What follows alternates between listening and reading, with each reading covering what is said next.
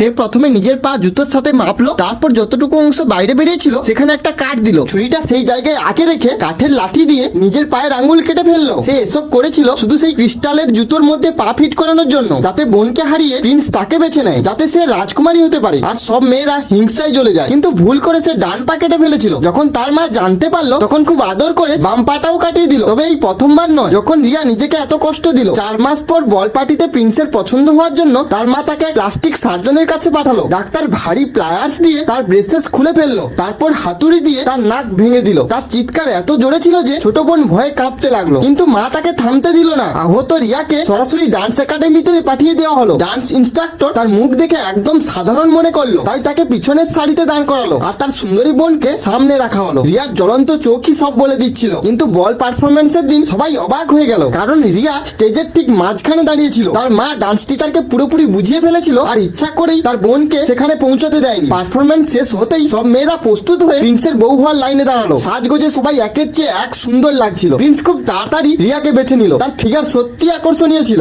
দুজন একে অপরের দিকে তাকিয়ে হাসছিল। ঠিক তখনই মুখোশ পরা এক মেয়ে ভিতরে প্রবেশ করলো। সাদা মাটা পোশাক আর কোনো মেকআপ নেই, সবার থেকে আলাদা। প্রিন্স যেন হঠাৎ বদলে গেল। সে সরাসরি ওই মেয়ের কাছে গিয়ে তাকে নাচের জন্য ডাকলো। প্রিন্স তার সরলতায় মুগ্ধ হয়ে গিয়েছিল। রিয়ার রক্ত যেন ফুটতে শুরু করলো। তার এত কষ্ট আর পরিশ্রম সব বৃথা হয়ে গেল। জীবনে প্রথমবার সে রিজেক্ট হওয়ার কষ্ট অনুভব করলো। তারপর জানা গেল মুখোশ পরা মেয়েটা আর কেউ নয়, তার নিজের বোন স্নেহা। রিয়ার মাথা পুরো ঘুরে গেল। স্নেহা ভয়ে দৌড়ে পালিয়ে গেল। আর প্রিন্স পবন সে এখনো শুধু তারই পাগল। তার পিছনে দৌড়ালো, কিন্তু ধরতে আর পারলো না। শুধু তার ফেলে যাওয়া একটা জুতো হাতে পেল। তারপর প্রিন্স ঘোষণা করলো, যার পায়ে এই জুতো ফিট হবে সেই হবে আমার রানী। এইরকম আরো ভিডিও পেতে চ্যানেলটি সাবস্ক্রাইব করে নিন।